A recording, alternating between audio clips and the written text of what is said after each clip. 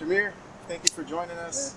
Appreciate the time. Happy to be here. Before we get started, I want to thank all the Quick Epicenter Patreons for allowing this opportunity to happen. We have him here. You should watch this interview. Yeah, very nice.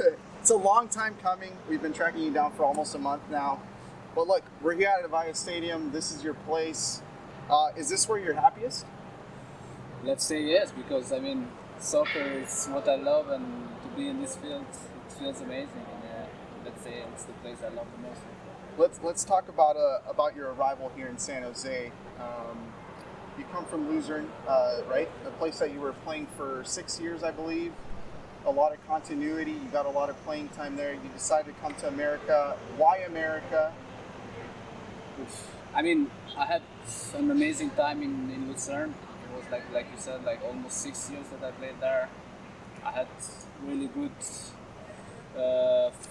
time, and it was a period where I thought it's time to move on now, because it was a long time I was playing there. I wanted a new challenge, and I think it was always a dream for me to come in here in the MLS, as is for many players in Europe, I think. Yeah. And when the opportunity came, I was like so happy, and of course to be here in California and San Jose. What did you know about California?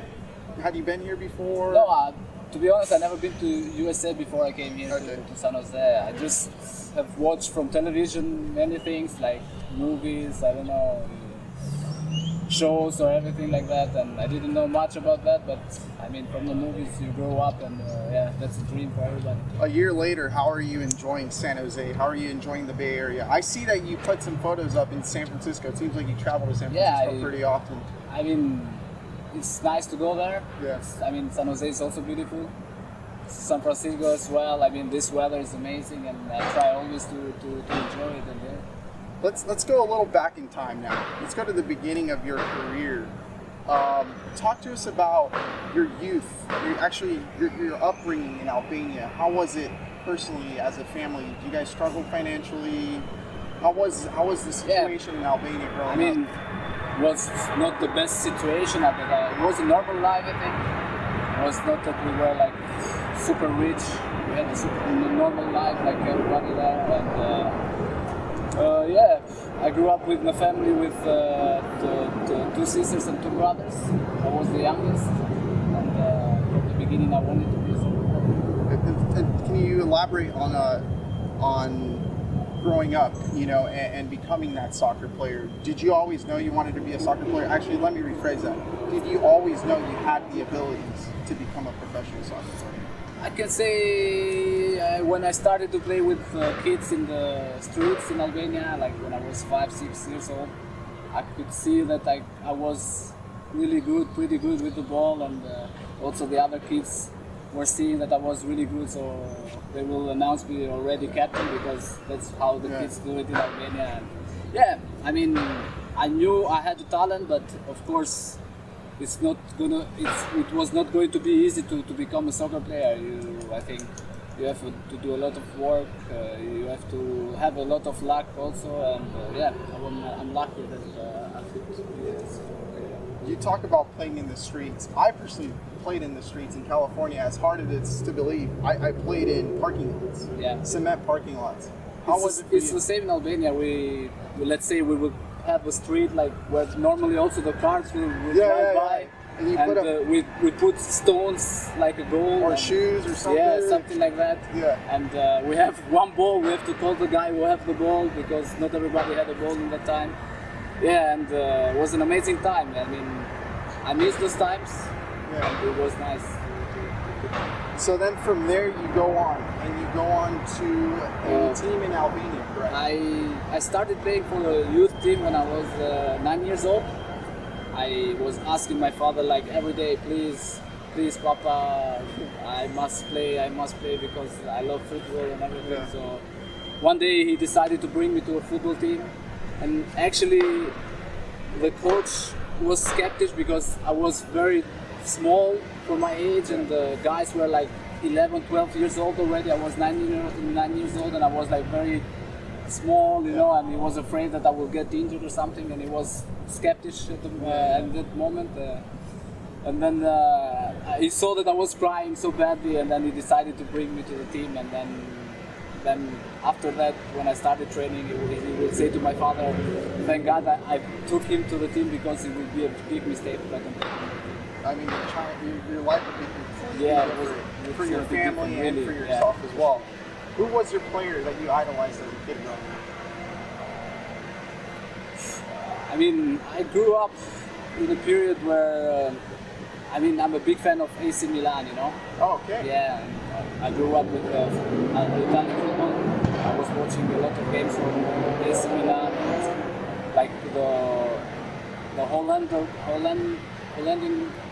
guys that were playing there, like Gullit, Dutch guys like Gullit, Van Basten, and Hyka. So, and then I think Maradona was for every player. Let's say it was an idol for every player. So then, from that point, you go to Rosenborg. I stayed like almost for 7, 8 years in the same club. I grew up in Albania with Dinamo Tirana. Yeah. And then from then, the first team decided to bring me in the first team, like to give me a contract. But I knew it from the beginning that I don't want to continue my career there because it's normal. The quality and the expectation in Albania are not so good like in other countries. So I decided to move to Norway to make a test. Actually, I had a test training. Okay, a trial? Trial, yeah. And then thank God I could pass the trial, and I started. Then with 17 years old I was there, and then I stayed like 2 years in Rosenborg. With the interconnection of Albania and Italy, I guess I would assume that you would have chosen to go to an Italian club. At that time, what clubs were offered to you?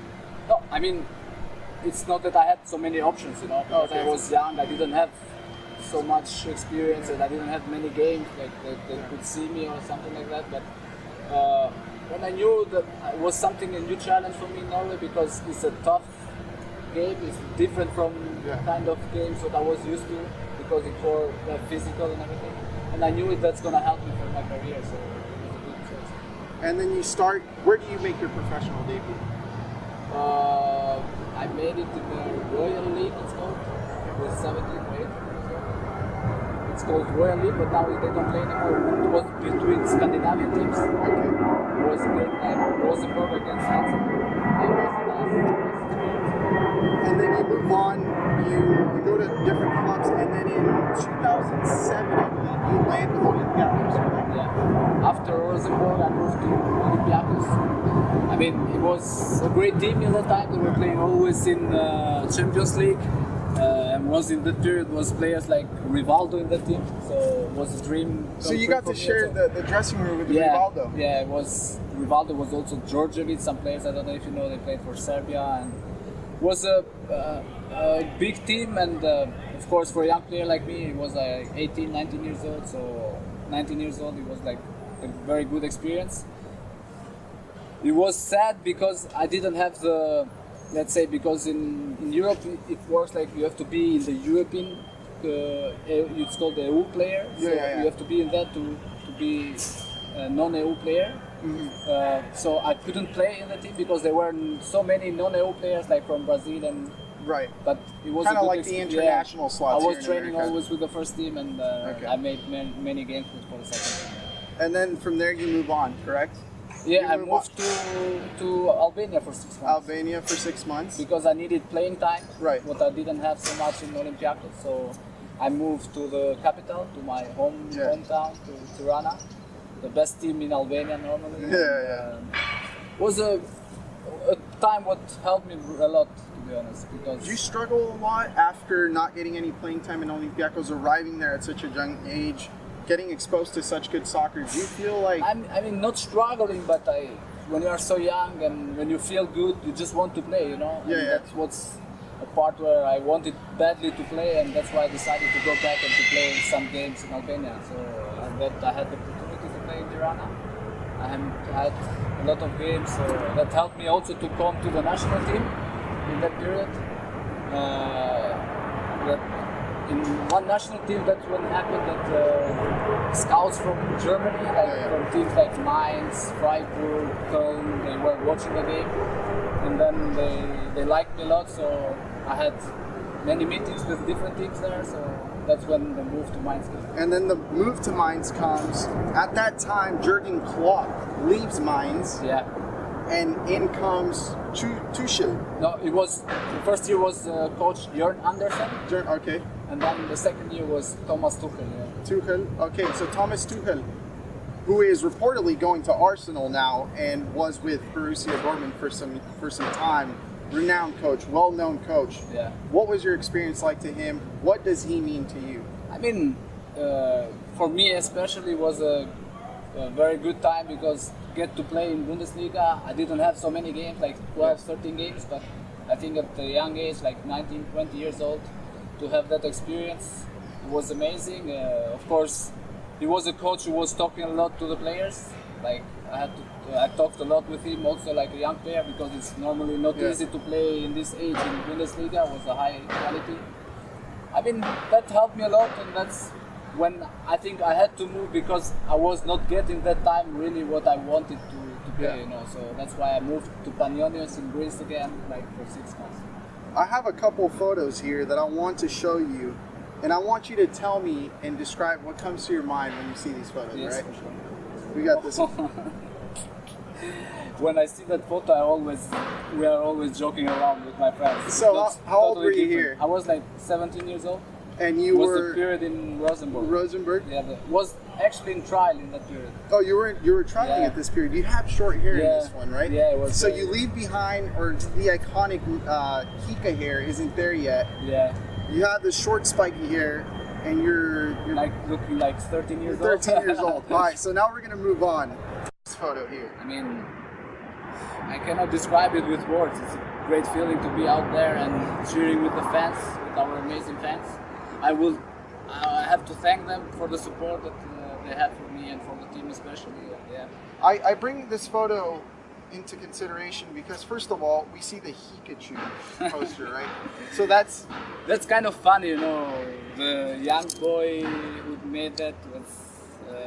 I didn't expect that. I was like, one time after the game, I was like watching like their Hika and then Yeah. Shu. I was like, oh, what is it? And then was you pick it's up a- the reference though, Yeah, right? Did you watch Pokemon? I knew that. I knew Pikachu, but I was Yeah. like shocked when I saw that, and yeah, it was fun to watch.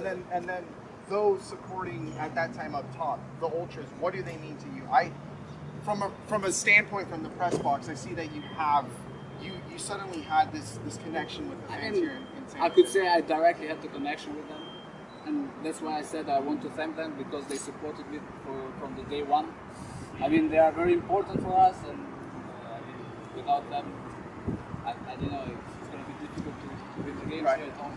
I have one final photo for you.